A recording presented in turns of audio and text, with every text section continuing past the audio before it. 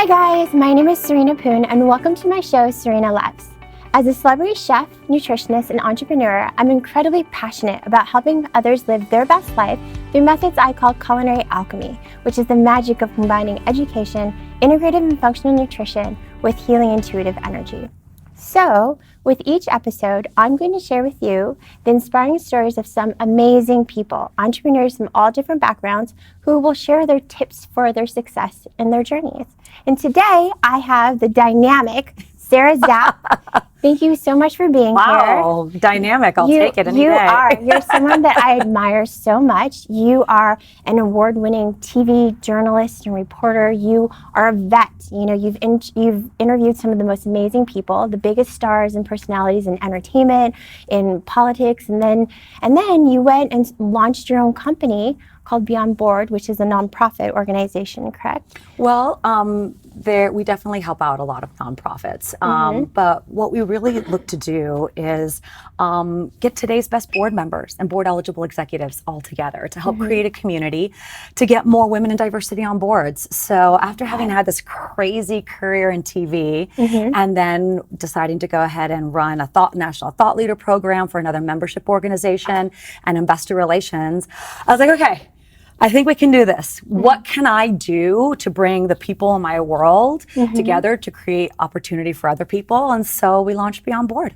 Wow, that's amazing. And I love that you kind of pivoted from this glamorous red carpet life, you know, to now you're like, I just want to do more to help the rest of the world and help other entrepreneurs with my network. If you can survive TV, it's like a skill set that can make you conquer anything in the world. I think everybody who is an entrepreneur or is out there just on the grind on the daily basis, do TV first, and then it seems a little bit easier. I think maybe. It's so funny. I had when I was in culinary school, my chef said, if you can work at Denny's, you can work at any high-end restaurant. That's like the ultimate training. So. If you can survive in the middle of small town Missouri, Illinois, and go on the air every single day and start that as the very bottom of your career, then you're going to be all right. Anything.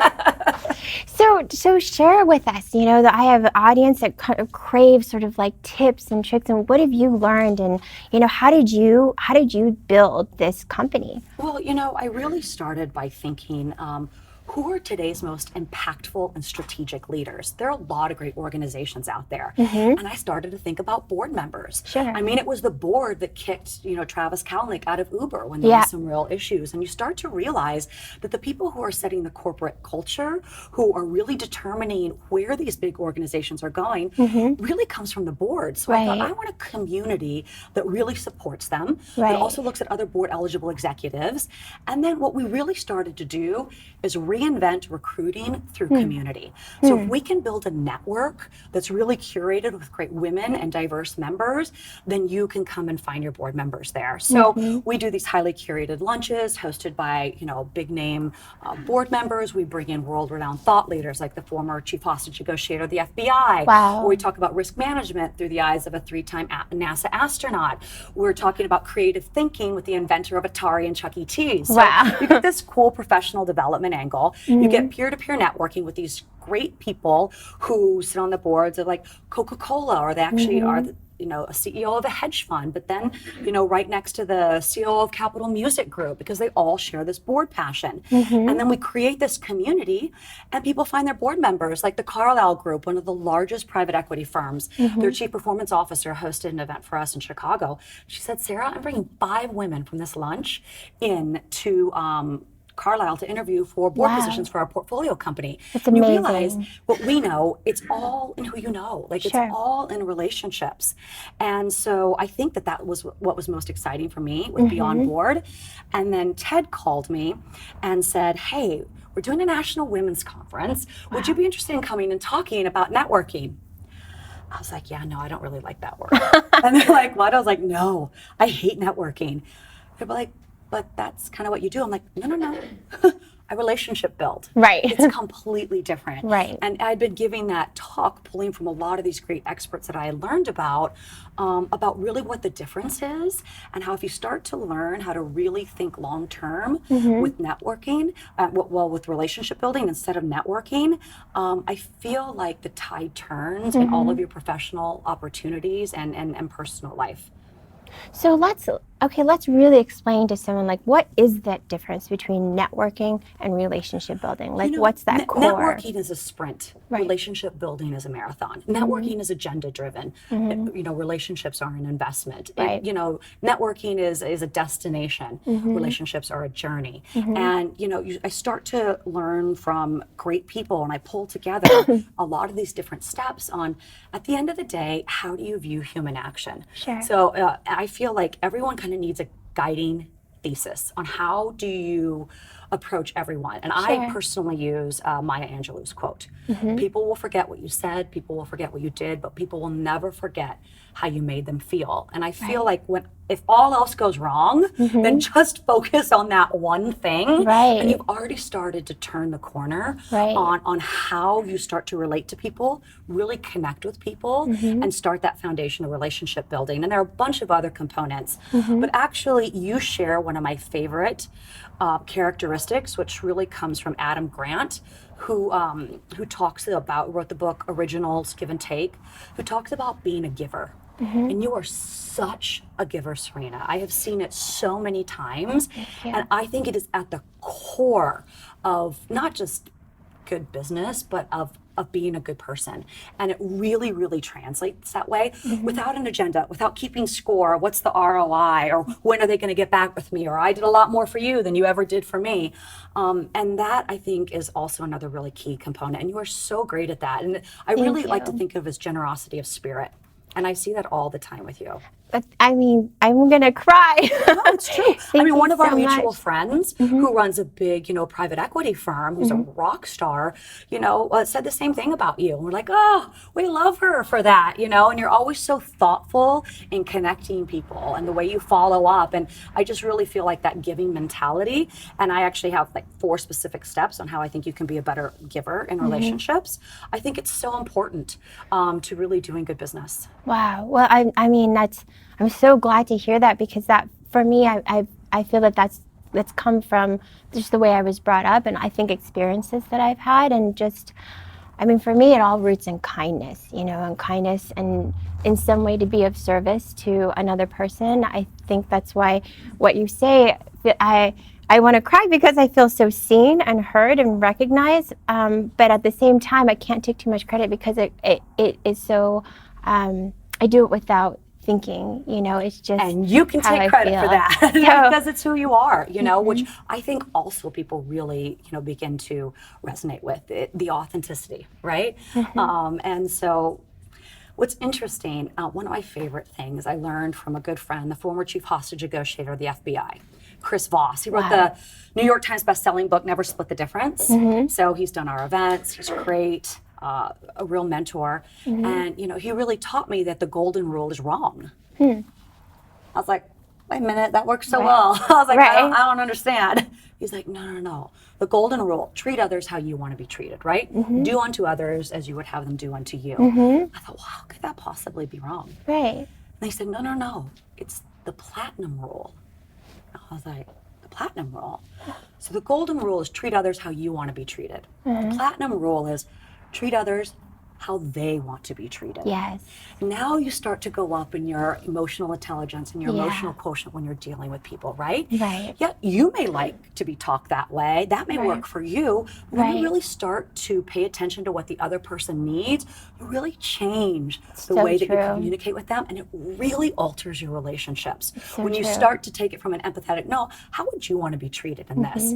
And you think if there are 3 major types of people in the world, well, 2/3 of the people you're coming across operate differently than you. Right, so if you're treating them how you want to be treated, it's a very egocentric approach. That's very true. So that was like one little nugget that I really tried to but like a huge nugget, though, because we have that kind of quote implanted in our heads. But if you dive just a little bit past that top layer. Yeah, it's go so another true. layer. Exactly. That's exactly right. So, Yeah. I really love having picked up some of these different points. And I think it's one reason why Beyond Board is growing the way that it is, because of the way that we help curate and cultivate some of those relationships on a very high touch basis to create impact. So I mean, it's incredible what you're doing. I mean, I don't know if it's incredible. I love incredible. it. That's all I know. That's all I know to me. And we're moving the needle. And great opportunities are coming out of this.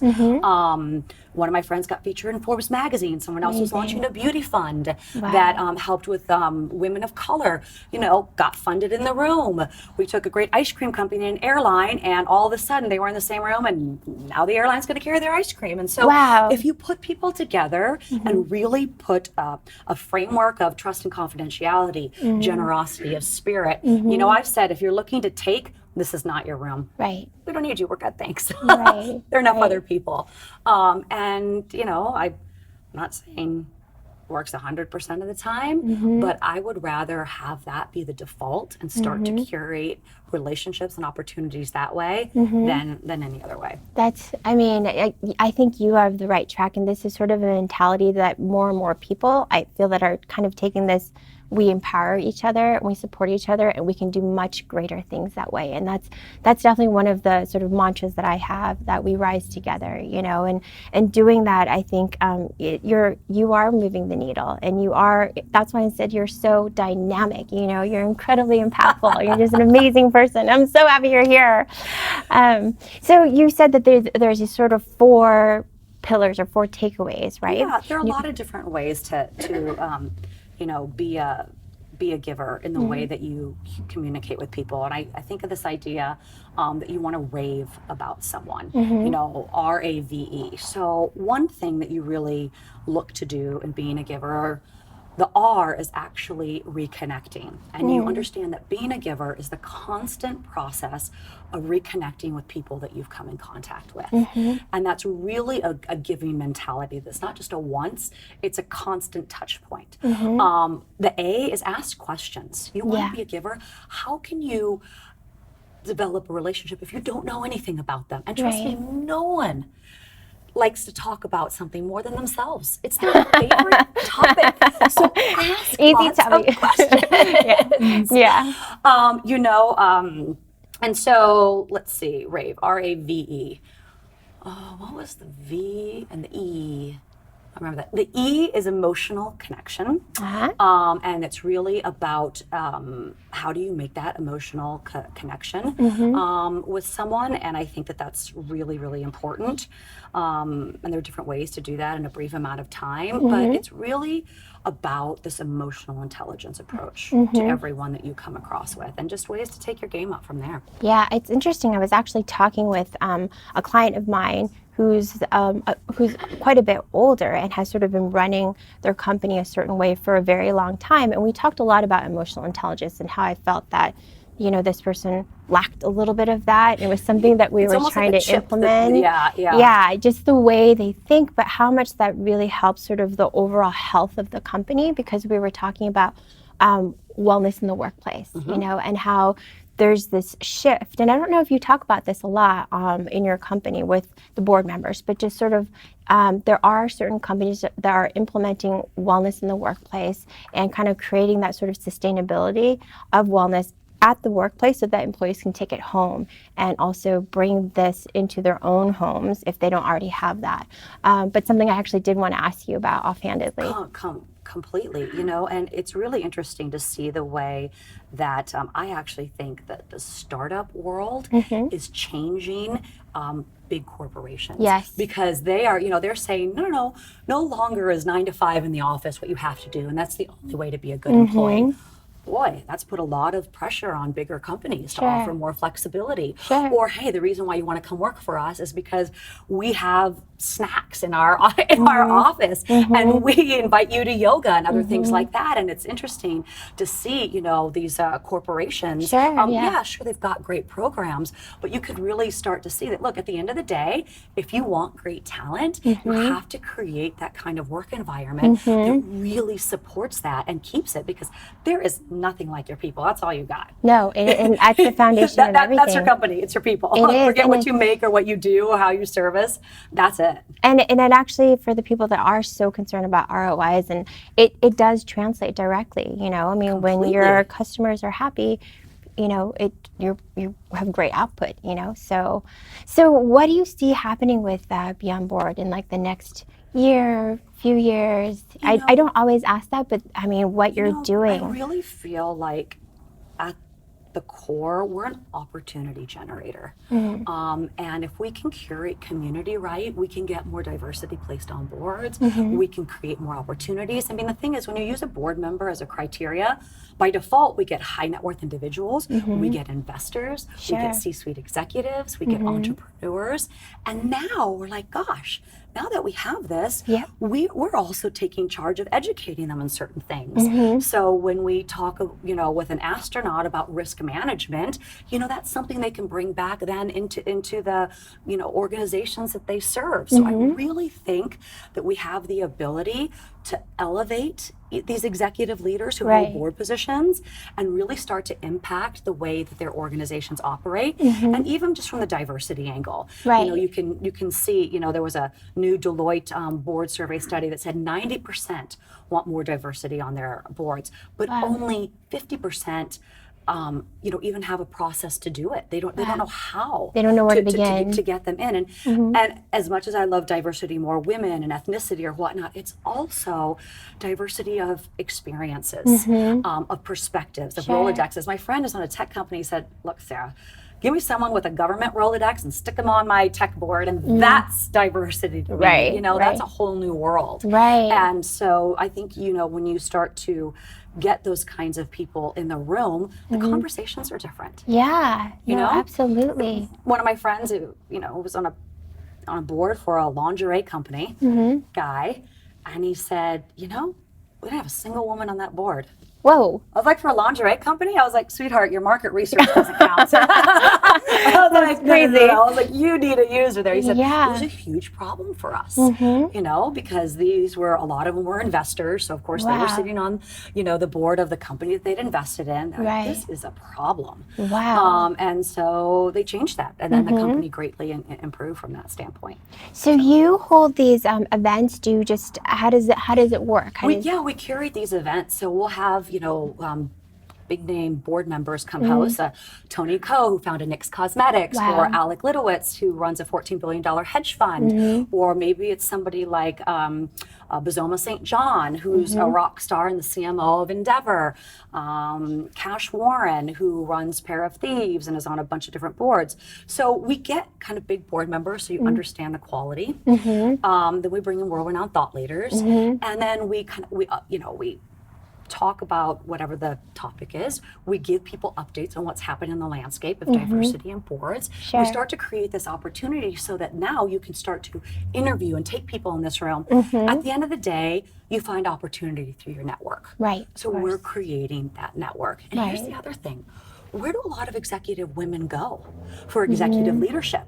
There's YPO out there, but you have to be the president of an organization. So it's only the CEOs, presidents that's going to get in there. But a lot of executives... And then I think there's an income bracket too, right? There's a net you have to make a certain... But a lot of executive women are CMOs or chief brand officers or directors of HR. So they need that executive membership sort of community that also includes guys. You know, I'm a big believer, and I love a lot of the women-only organizations out there, but I'm a big believer that if you want to get women on boards or you want to create opportunities, you need the people in the room who can give you the opportunity. That's not a bad thing. I don't care if it's a white guy or a purple elephant, you know? And so you can't just sit in isolation and say, let's move things forward. So I think that that's one thing that we're doing in the right direction. You guys, I mean, just everything that you're doing is just amazing, you know, and I think that hopefully there's going to be others to follow, you know, to help kind of build that support this community, system. you know, all across the country. We were in Miami for Art Basel, and Chicago, and LA, and going to New York, and, you know, we're trying to do it right, you know, one step at a time. And, you know, this isn't a billion-dollar concept. This isn't for 100,000 people, right? This is smaller, and this is impact. Let's get the right people in there to slowly start to move the needle on these corporate and organizational cultures. It's amazing, amazing. And we're drinking our Just Water, right? Yes, just add water. Everybody who who is in this world is on the go. Mm-hmm. And you start to realize, you know, that to function at the level they function, it takes a lot. Oh yeah, you and do. so I throw these sometimes when I'm traveling. You know, gosh, we gotta load you up with some you more. do. And I just, you see that these executives are just at such a high pace. The burnout, I don't know how they operate consistently at that.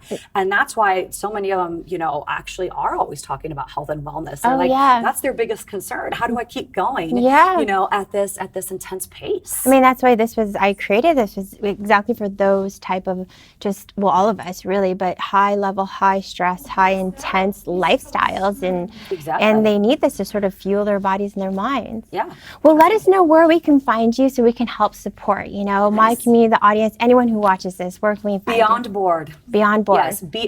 I always say, like, why'd you say Beyond Board? I was like, because I don't ever want to be beyond bored. So BOARD. Okay. Beyondboard.co. And then your social handles, is there one? Sarah Zapp. Okay. Just keep that SARHZAPP.